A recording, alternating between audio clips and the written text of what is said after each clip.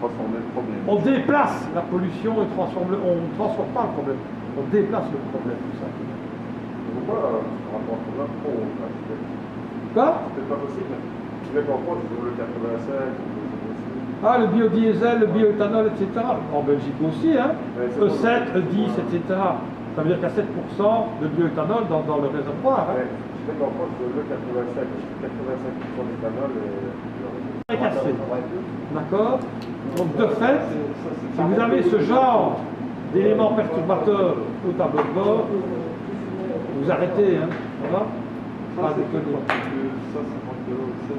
Parce que malfunction indicator, comme je viens de dire, il va informer le conducteur lors d'un dysfonctionnement. Sauf si vous détectez la malfonction, si c'est un capteur ou un actuateur, il n'est pas important. Vous n'êtes pas non plus obligé de vous arrêter directement. Mais vous devez savoir ce que c'est. Alors là, évidemment, on va faire intervenir le diagnostic sur la prise OBD qui est évidemment d'une composition mondiale et qui contient 16 pins. D'accord? Vous allez voir, les pins correspondent à des points bien définis. La dernière, c'est le positif. Ok? Et puis il y en a 2 pour la masse, et puis il y en a d'autres pour les informations du constructeur, et il y en a d'autres qui ne servent à rien, tant qu'à présent. Parce qu'on n'a pas encore, c'est pas qu'on n'a pas encore développé. Je vous l'ai déjà dit, je pense, quand on met une voiture en vente dans le circuit, c'est que l'autre, le modèle suivant est déjà prêt. Donc on a toujours une voiture d'avance. Okay? Et ici, on a fait ces spins, comme ça on est certain de pouvoir les utiliser dans les 10-20 ans qui viennent de façon intelligente. Et pas devoir recommencer. Voilà. On devra changer. Alors, la prise diagnostique, elle est toujours dans l'habitacle du véhicule, accessible à partir du siège conducteur dans un rayon d'1 mètre de lui. Hein. Donc il est là, 1 mètre c'est jusqu'au bout. D'accord? Chez Volvo, un exemple très simple, le OBD, il est au pied de l'accélérateur. D'accord? Dans beaucoup de modèles, il est souvent dans la console centrale ou dans le tableau de bord. Vous prenez sur Internet, vous avez de toute façon des emplacements directement sur Autodata. Moi, je veux dire, dans les deux, de la prise BMW. Je l'ai vu, oui. Ah ouais. Je l'ai vu, ta prise de BMW. Sur les... Ben, c'est très simple à expliquer. Réfléchir, il y en a une qui est près du moteur, donc ça va être pour le technicien spécialisé qui, lui, a le système embarqué complet. Comme j'ai expliqué tout à l'heure, on a 2 fonctions. On a la fonction high speed et l'autre fonction low speed. Tu as accès à la high speed, mais tu n'auras jamais accès à la low speed, puisque la low speed, c'est quoi? C'est tout ce qui est confort. Donc tu n'as pas besoin de manipuler le confort. Donc on ne te donnera jamais accès. Par contre, au garage, eux ont un accès complet. Et souvent, ils ont une connexion avec l'usine. Donc il y a un gros problème. Donc ils mettent la voiture, ils se connectent à l'usine, et l'usine, disent qu'il y a comme problème. Pour une nouvelle voiture, il y a plein d'écrans partout. Pourquoi ils ne mettent pas un écran avec directement une phrase où ils mettent les codes qui dit attention, votre moteur surchauffe? Vous voyez, c'est pas impossible ça. Ce n'est pas impossible. Pour des raisons commerciales, je suppose, c'est ça? Mais non, parce qu'on a normalisé le système et qu'on doit garder le petit dessin du moteur sur le tableau de bord. Non, non, qu'ils gardent ça, mais qu'ils ajoutent la phrase. Oui, mais non, c'est une quoi. question de normalisation actuellement, très certainement. Moi, c'est ça sur la même, par exemple. Ça, sur la sécurité. C'est une couche en plus. Je vois les défauts que ça fait. Il faut une phrase. Voilà, c'est signé. Voilà. C'est une couche en plus. C'est pas bon, c'est des mois Mais tu as un témoin moteur qui s'allume quand même. Ouais, en plus. Franchement, j'ai déjà eu des belles pannes. Tu as le témoin moteur et puis tu as la panne qui s'explique sur le... Ça, c'est intéressant. J'ai même pas qui m'a moteur avec moi. Non. Je comprends pas. Ben, tu vois, ils sont en train de modifier Voilà. ça. Il y a des écrans partout, donc ça sert. Oui, hein. C'est bête d'avoir juste des écrans pour le véhicule. Oui. Pour le multimédia et tout ça. Oui. Comment ces écrans-là? En fait, ici, on accède à certaines voitures avec le petit navigateur. Voilà, ici, on a les 16 broches, mais évidemment, dans certains Il n'y a rien pour l'instant, pas de connexion. Donc SAE. SAE, ça veut dire quoi? Société Automotive Engineering. Donc ce sont les normes américaines. D'accord? Ici en Europe, on a les normes EU ou les normes DIN. Au Japon, c'est GIS. Tout simplement. Voilà. Donc, on peut avoir, il y en a certainement encore d'autres, mais je pense que ça, ce sont les quatre principales. Alors, la 2, c'est la transmission des données selon SAE. Donc la 2, c'est la deuxième, c'est celle-ci. Et puis la 4, c'est celle-là, la masse. D'accord? La masse, c'est le numéro 31. Et le plus, c'est quoi? C'est quel numéro le plus? Le 30. Et le 15, c'est quoi? C'est une masse. Non. Ça après relais ou pas? Après contact. Ils ont pris les mêmes chiffres. Alors. C'est ça. De mettre en borne de piège. Quoi? Des fois, je vais essayer de mettre en borne de piège. À borne 15. Chez IBM, oui, oui, mais ici, le 15, je ne sais pas s'il est utilisé, je le vois vide. Le 5, vous voyez, j'ai dit tout à l'heure que nous avons deux masses, ben voilà. La masse châssis, donc la masse qui est directement en permanence, et puis vous avez une masse signal électronique. Alors là, voilà. Le 6, les données dont on a accès directement. Le 7, c'est très certainement quelque chose qui est donné, transmission des données selon les normes ISO. D'accord? Câble 15, c'est quoi? Je ne sais pas. Il faut utiliser certainement un câblage. Transmission des données selon SAE. Donc là, c'est encore une transmission qui va être utilisée principalement dans le réseau américain. Alors ici, le 14, les données CAN, Control Aerial Network, pour les low speed, dont vous n'avez pas accès. Elle est dedans, mais vous n'avez pas accès. Le constructeur, l'importateur, oui. Il faut voir aussi si le concessionnaire a accès, je pense pas. Il doit à ce moment-là se mettre en contact avec l'usine ou l'importateur. Il se met sur Internet. Je vais dire dans le OBD, je pense qu'on n'a pas accès à ça. Alors, même chose, transmission des données, ben, voyez, d'un côté nous avons les normes ISO, les normes européennes, et de l'autre côté nous avons les normes SAE. Ici on l'a séparé. D'accord? Voilà, le 16 plus batterie. Donc je pense que c'est tout. Pourquoi faire 2, ça quand on 4, compliqué, 5, 6, 7, 10, 14, 15, 16. Donc le 3 n'est pas utilisé. 8, 9, 10 pas utilisé. 11, 12, 13 pas utilisé. D'accord? Donc j'en ai combien qui ne sont pas utilisés? Ben, la moitié. près de la moitié, 7 non utilisés. Et là j'en ai combien d'utilisés? 1, 2, Oui. 3, 4, 5, 7, 8, 9. On a assez. Voilà. Il y en a 7 qui ne sont pas utilisés. On est à peine à la moitié.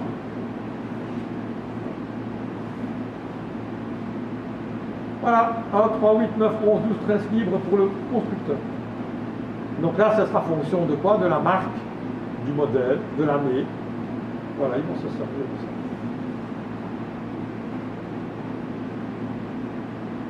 Fonctionnement. Alors,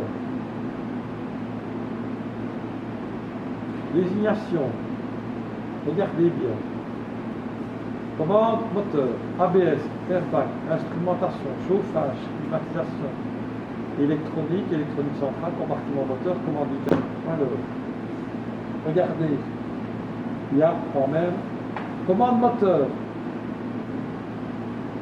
Bleu, 6, 14, 7, 15, 4, 5 et 7. Vous pouvez constater que pratiquement tout le temps, on va utiliser quoi? Une alimentation noire et rouge. Donc 4 et 5, c'est la masse, et la 16, c'est le positif. Donc chaque fois, ça, ici, ici, c'est tout le temps utilisé. D'accord? Et là, regardez, 14, 14, 14, 14, 14, 14, 14, 14. Si. Ce sont souvent les mêmes qui sont utilisés. 6, 14, 7, 15. Et les autres là. Vous voyez? Ok?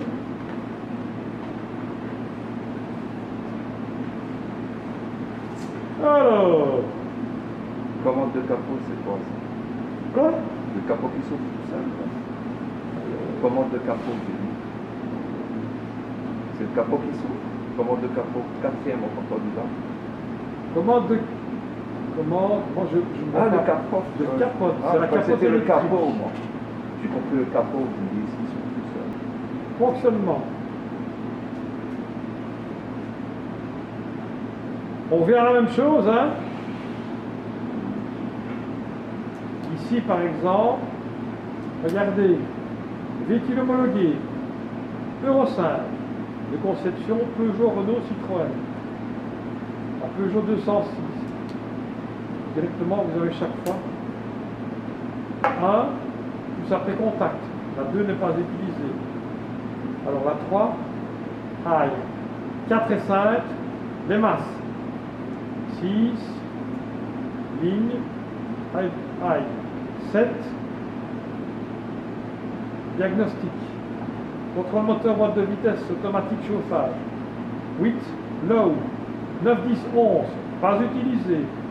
12, suspension, stabilité, suspension hydraulique. 13, diagnostic. BCM, c'est quoi ça BCM? Boîtier constructeur, motorisé. 14, low, 15 non utilisé, et 16. Ça, c'est quelle norme? Permanent. Japonais? Non, français, PSA.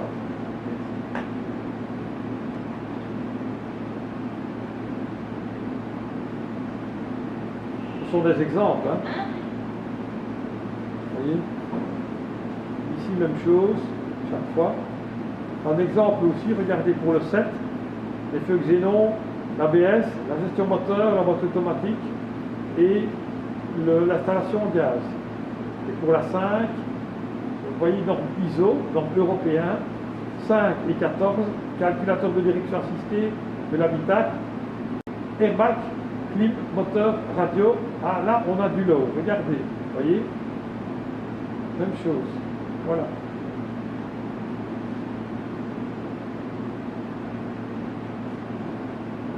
Boîte de gestion moteur. ECU. Ça veut dire quoi que ECU? Européenne Command Unit. Donc, c'est quoi? C'est le calculateur.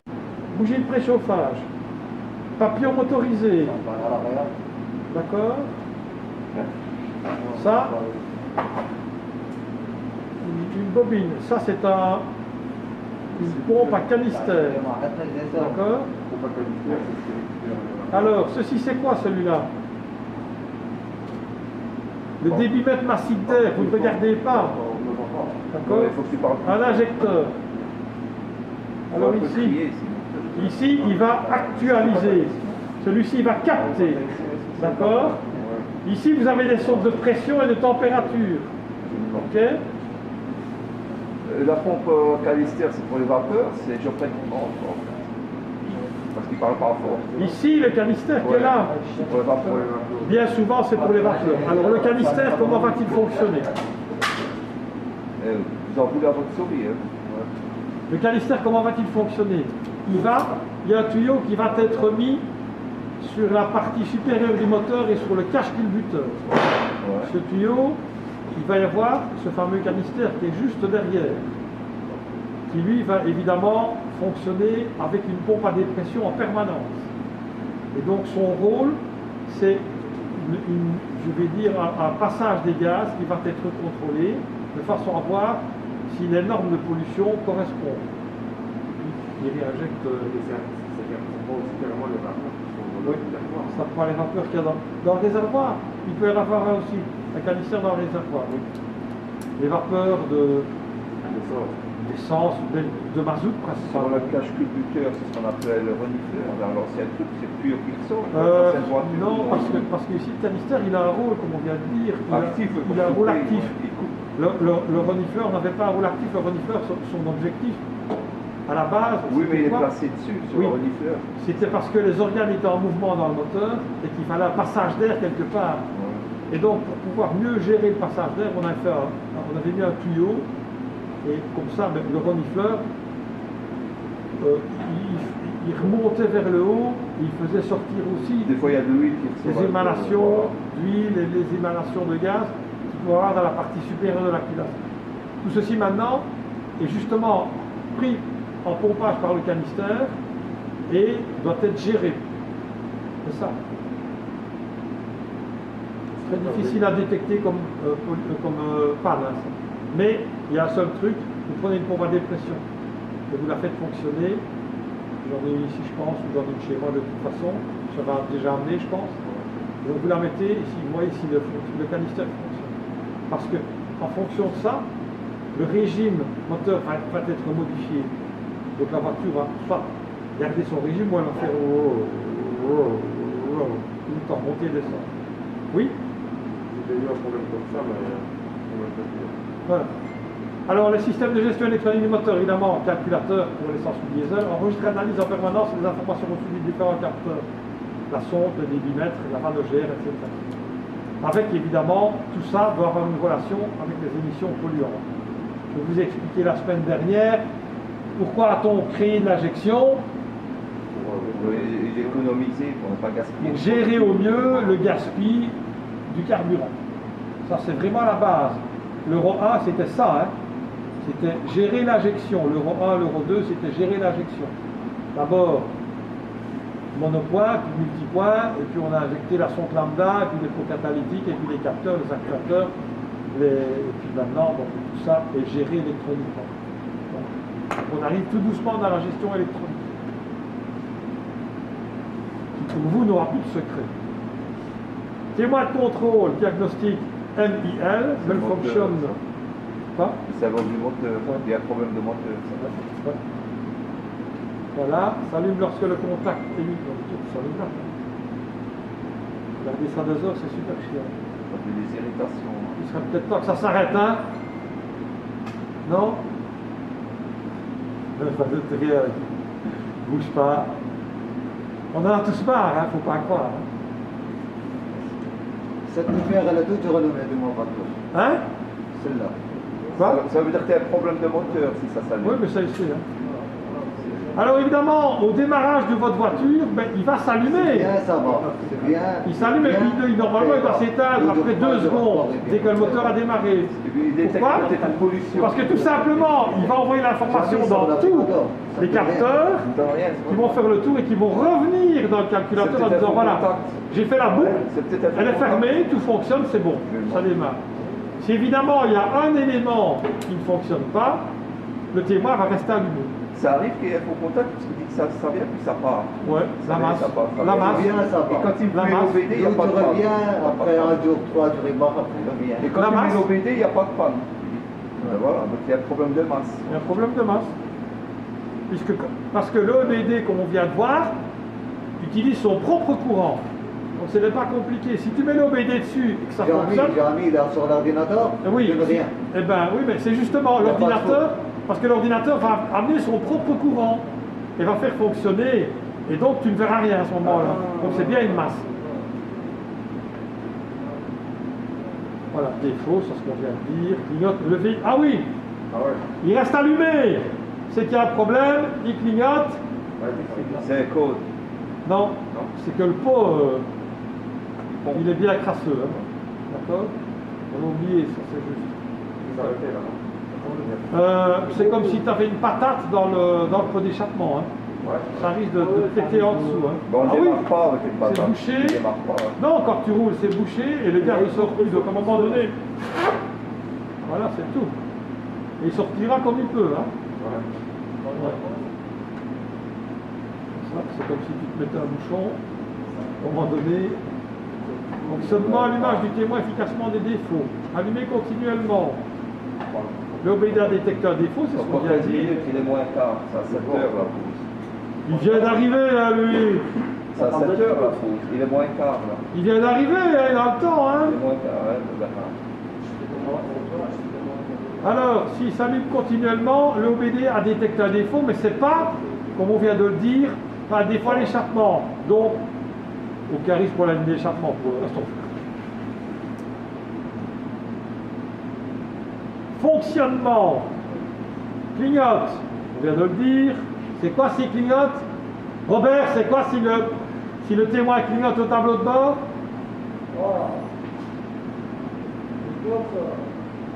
S'il clignote comme ça veut dire quoi? Hein? Il sait pas. Il sait pas. On vient de le dire il y a 2 minutes. Hein? Allez, c'est quoi s'il clignote? Le pot d'échappement qui est bouché. Les gaz ne sortent plus. Écoute! Because the filter particle. Because the filter particle مرفوع c'est ferme, il n'y a pas de gaz. Et le gaz il sort pas avant. Oui. Ou alors ils sortent mais ils polluent très fort. Moi, je me demandais 1700 € pour le changer. Quoi 1700. Oui, vous payez une version par là. J'avais brûlé le gasoil dans un mois. Je poussais après le bien. C'est cher. Détérioration possible de la ligne d'échappement. Ben, oui. J'ai mis le gasoil dedans. Dans un mois, dans le gasoil. Quand je l'ai sorti, le rien. Il s'est trompé en laissant le gasoil apparemment. Non, j'ai mis dans le gasoil. J'ai mis le gasoil dedans et je laissé. Ouais. Et après, quand je l'ai mis, j'ai acheté Toyota, ils sont fait, ils me dit de changer le filtre particule, je lui ai dit non. Non, mais tu as mis du gasoil dans le pot d'échappement. Ouais. Non, pas de l'échappement. On le nettoyer. On Non, il me dit catalyseur. On va nettoyer le catalyseur avec. Ouais, mais moi j'en ai déjà vu qui nettoyaient ça au Karcher aussi. Hein. Alors, ça, je vous l'ai déjà dit. Si le témoin s'allume, c'est que vous avez 3 fois la même panne. D'accord? Et donc, ça ne sert à rien de prendre son ordinateur et d'essayer de l'effacer. La panne, elle va revenir. D'accord? Il va détecter 3 fois la même chose. C'est pas une fois. Parce qu'il estime qu'il y a tellement de parasites à l'extérieur qu'on peut très bien avoir une interférence. Et donc, au bout de la 3e fois, là, il vous dit là, mon gars, c'est bon, la panne est liée. Un témoin, une fois qu'il est activé, peut être éteint dans les cas suivants. Bon. Je passe ce truc-là de merde. Après, évidemment, avoir refait 3 cycles sans défaillance, c'est bon. Évidemment, quand on a mis le diagnose dessus, et lorsqu'on a fait démarrage plus roulage durant lequel le défaut peut apparaître, et puis on coupe le moteur. Chez certains constructeurs, vous pouvez couper le témoin tableau de bord en faisant une manipulation très spéciale. Allumer, couper, pousser sur un bouton du tableau de bord, allumer, etc. Et vous l'enlevez aussi. Vous connaissez. D'accord? Tu connais ça? Non, mais vous connaissez, ça est propre à chaque marque. ça. C'est propre à chaque marque, Ah, oui. Oui. Mais c'est comme à une époque, hein, on pouvait aussi le faire. Le code d'entretien sur les Smart, il fallait allumer le contact, pousser sur le reset, enlever 3 secondes, remettre le contact, etc. Et normalement, ça se mettait à 0. Moi, j'ai essayé 10 fois, je ne me suis jamais allumé. Celui qui arrive, je sais pas, bravo, ça fait celui qui veut, je sais assez. Pour ramener les clés. Oui, programmer des clés, mais ça, je sais faire. On a suffi. Alors, attention, parce que je vous ai dit que tout problème que vous allez avoir dans votre voiture restera dans la mémoire, dans la freeze frame de CU, d'accord? Européenne Common Units. Alors, peut être effacé après 40 cycles de conduite sans nouvelle panne. Une chose à savoir aussi, pour certains modèles à la base, ils avaient estimé qu'au bout de 35 pannes, on mettait le véhicule hors fonction. Ça veut dire que bon, ben, la voiture, quand elle a eu, durant sa vie, 35 pannes, à la 36e, ben, elle roulait. Ah, ben, chez PSA, ils ont fait ça au début. C'est des voitures qui étaient peut-être neuves, et qui ont eu tellement de problèmes au départ que on ne roulait plus du tout. C'était fini pour elle. Maintenant, après 40 cycles de conduite sans panne, normalement il efface. Mais il reste toujours dans une mémoire morte.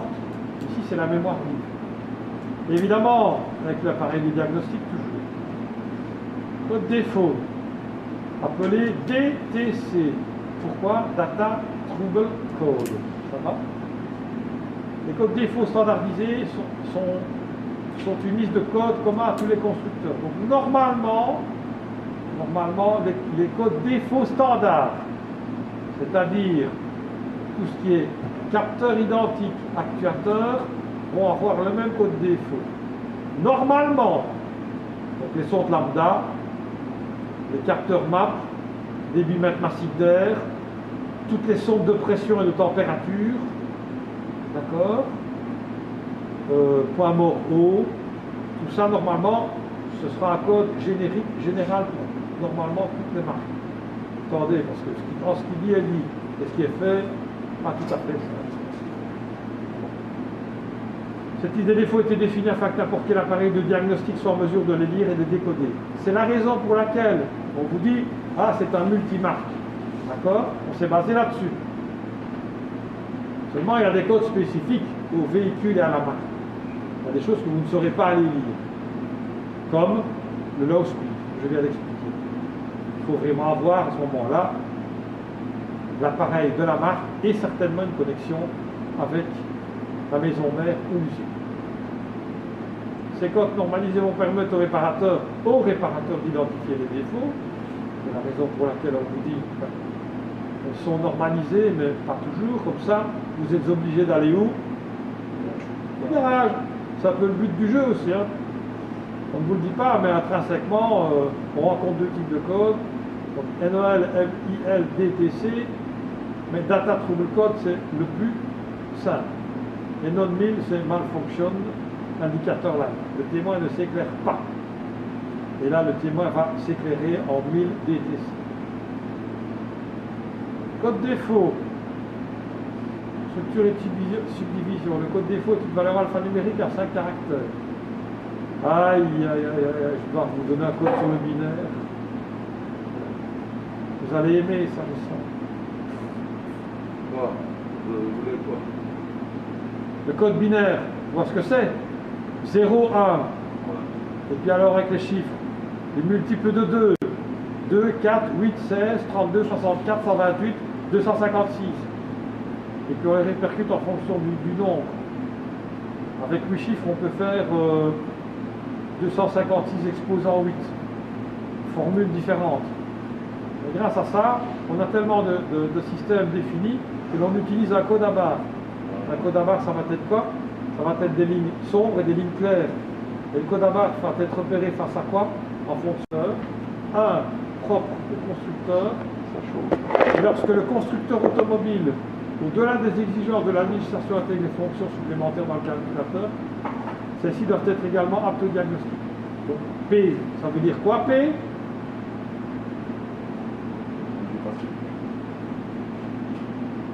Power Training, c'est le moteur.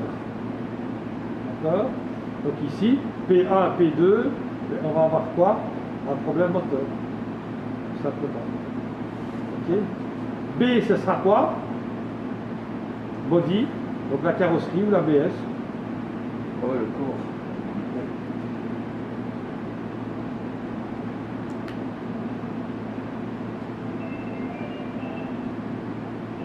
Les trois caractères désignent l'ensemble dans lequel est apparu le défaut.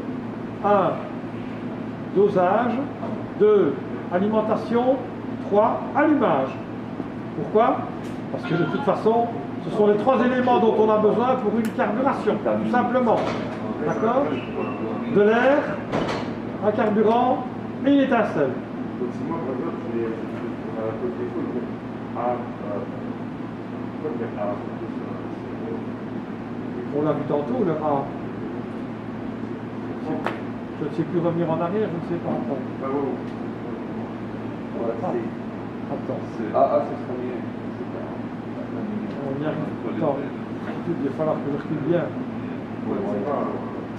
On y arriverai pas. Donc, Et quand je lis, il y a tout là-dedans. C'est bizarre. vraiment, il ne sort qu'une fois.